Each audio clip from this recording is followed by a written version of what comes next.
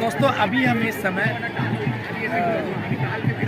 यह बिहार का माना जाना हुआ छठ पूजा है, जो कि यहाँ पर छठ पूजा में काफ़ी मात्रा में लोग आए हैं और पूरा एकदम छठ पूजा के पर्व पर लोग एकदम काफ़ी भीड़ की मात्रा में लोग डटे हुए हैं यहाँ पर। और पूरा यहाँ का पूरा एक फाफम और तेलियागंज का मैं नज़ारा आपको दिखा रहा हूँ, जो कि रोड के जो कि ब्रिज के नीचे यहाँ पर गंगा माँ के चरणों में जो है यह छठ पूजा मनाया जा रहा है।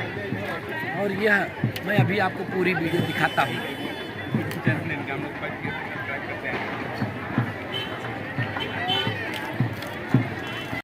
तो दोस्तों भगवान सूर्य और छठी मैया को समर्पित यह छठ के पर्व का चौथा और आखिरी दिन उषा अर्घ्य के रूप में मनाया जाता है। यह छठ पूजा के चौथे दिन उगते हुए सूर्य को अर्घ्य दिया जाता है। छठ की शुरुआत नहाए खाए के से होती है। इसके बाद दूसरे दिन खरना होता है, तीसरा दिन संध्या और अर्घ्य होता है, चौथे दिन को उषा और अर्घ्य के नाम पे जाना जाता है। कार्तिक माह के शुक्ल पक्ष की षष्ठी तिथि के दिन छठ पूजा की जाती है। यहाँ पूजा भगवान सूर्य और उनके पत्नी उषा को समर्पित होती है। उषा अर्घ्य का महत्व। छठ पूजा का अंतिम और आखिरी दिन उषा अर्घ्य होता है और इस दिन उगते सूर्य को अर्घ्य देने के बाद छठ के व्रत का पारण किया जाता है। इस दिन व्रती महिलाएं सूर्योदय के पहले नदी के घाट पर पहुंचकर उदित होते हुए सूर्य को अर्घ्य देती हैं। इसके बाद सूर्य भगवान और छठ मैया को से संतान की रक्षा और परिवार की सुख शांति की कामना करती हैं।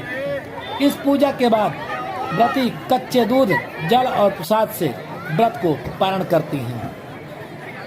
उषा अर्घ्य का महत्व। छठ पूजा और उषा अर्घ्य का मुहूर्त। उषा अर्घ्य आज दिया जा रहा है। उषा अर्घ्य का मुहूर्त आज सुबह 6:38 पर रहेगा। उषा अर्घ्य के दिन इन बातों पर ध्यान रखें। सूर्यदेव को अर्घ्य देते समय अपना चेहरा हमेशा पूर्व दिशा की ओर ही रखें। सूर्यदेव को अर्घ्य देने के लिए हमेशा तांबे के पात्र का ही प्रयोग करें। सूर्यदेव को अर्घ्य देते समय जल के पात्र को हमेशा दोनों हाथों से पकड़ें। सूर्य को अर्घ्य देते समय पानी की धार में पड़ रहे किरणों को देखना बहुत ही शुभ माना जाता है। अर्घ्य देते समय पात्र में अक्षत और लाल रंग के फूल डालना न भूलें। दोस्तों हम आपको छठ पूजा की कथा सुनाते हैं। छठ पर्व से जुड़ी कथा के अनुसार बताया जाता है कि राजा प्रियव्रत की कोई संतान नहीं थी, जिसके चलते वह बेहद ही परेशान और दुखी रहा करते थे। एक बार महर्षि कश्यप ने राजा से संतान प्राप्ति के लिए यज्ञ करने को कहा। महाराज जी की आज्ञा मानकर राजा ने यज्ञ कराया, जिसके बाद राजा को एक पुत्र हुआ भी, लेकिन दुर्भाग्य से वो बच्चा मृत पैदा हुआ। इस बात को लेकर राजा और रानी और उनके परिजन भी ज्यादा दुखी हो गए। तभी आकाश से माता षष्ठी आई और राजा ने उनकी प्रार्थना की और तब देवी षष्ठी ने उनसे अपना परिचय देते हुए कहा, मैं ब्रह्मा के मानस पुत्री षष्ठी देवी हूँ। मैं इस विश्व में सभी बालकों की रक्षा करती हूँ और जो लोग निसंतान हैं उन्हें संतान सुख प्रदान करती हूँ। इसके बाद देवी ने राजा के मृत शिष्य को आशीष देते हुए उस पर अपना हाथ फेरा, जिससे वह तुरंत ही जीवित हो गए। यह देखकर राजा बहुत बेहद प्रसन्न हुए और उन्होंने देवी षष्ठी की आराधना प्रारंभ कर दी। कहा जाता है कि इसके बाद ही छठी माता की पूजा का विधान शुरू हुआ है। लोक आस्था का महापर्व कहलाने वाली छठ पूजा मुख्य रूप से 3 से 4 दिनों तक चलती है। इस पर्व की शुरुआत इस साल 5 नवंबर को हुई थी, जिसका समापन 8 नवंबर को सूर्योदय के समय सूर्य देव को अर्घ्य देने के बाद किया जाएगा। छठ पर्व का तीसरा दिन यानी छठ पूजा विशेष महत्व रखती है, जो इस साल गुरुवार 7 नवंबर को हो रही है।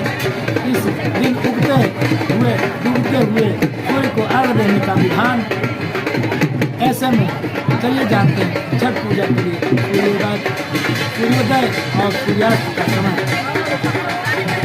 इस बार सूर्योदय का समय था 6:38 पर और सूर्यास्त का समय था 5:32 पर। छठ पूजा प्रकृति को समर्पित पर्व है, जिसमें सूर्य देव और छठी मैया की पूजा होती है। यह पर्व 4 दिनों तक चलता है, जिसका आरंभ चतुर्थी तिथि से हो जाता है और समापन सप्तमी तिथि पर होता है। छठ पर्व पर व्रती कमर तक जल में प्रवेश कर सूर्य देव को अर्घ देते हैं। आइए जानते हैं छठ पर्व की हर छोटी बड़ी बातें और मान्यताएं क्यों, कब और कैसे मनाते हैं छठ पर्व। छठ महापर्व षष्ठी तिथि को मनाया जाने वाला पर्व है, जो बेहद कठिन और पर्व नियम संयम और तपस्या का पर्व है, जो 4 दिनों तक चलता है, लेकिन इसकी तैयारी हफ्ते पहले से ही शुरू हो जाती है। अच्छा, आपको बता दें छठ पर्व मूल रूप से बिहार और पूर्वांचल से शुरू हुआ माना जाता है, लेकिन अब भारत के अलग अलग राज्यों में और विदेशों में भी मनाया जाने लगा और बिहार और पूर्वांचलवासी भी अन्य क्षेत्रों में रहने वाले लोग भी अब छठ पर्व के प्रति आस्थावान होकर छठ व्रत करने लगे।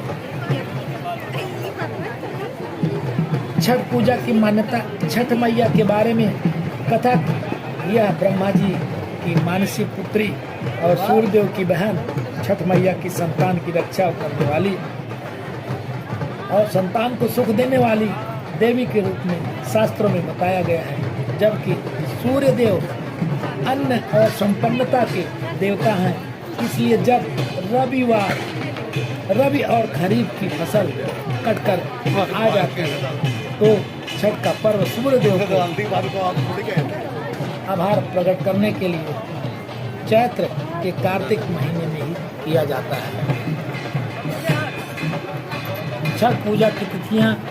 नहाए खाए के छठ पूजा के पहले दिन श्रद्धालु नदी या तालाब में स्नान करते हैं और केवल शुद्ध और सात्विक भोजन ही ग्रहण करते हैं। दूसरे दिन प्रतिदिन भर निर्जला उपवास रखती है और शाम को पूजा के बाद प्रसाद के रूप में खीर, रोटी और फल खाए जाते हैं। छठ के पूजा की महिमा। छठ पूजा का वो सबसे कठिन व्रतों में से एक माना जाता है, क्योंकि इस दौरान श्रद्धालुओं को कठोर नियमों का पालन करना पड़ता है। यह व्रत परिवार की सुख समृद्धि, संतान की दीर्घायु और रोग मुक्त जीवन के लिए किया जाता है। त्योहार के दौरान सूर्य की आराधना से हमें ऊर्जा और शक्ति मिलती है, जो जीवन में सकारात्मक का संचार करती है। छठ पूजा का प्रसाद। छठ पूजा के दौरान प्रसाद के रूप में ठेकुआ, मालपुआ, चावल के लड्डू, फलों और नारियल का प्रयोग किया जाता है। ये सभी प्रसाद शुद्ध सामग्री से बनाए जाते हैं और सूर्य देवता को अर्पित किए जाते हैं। छठ पूजा के पारंपरिक गीत।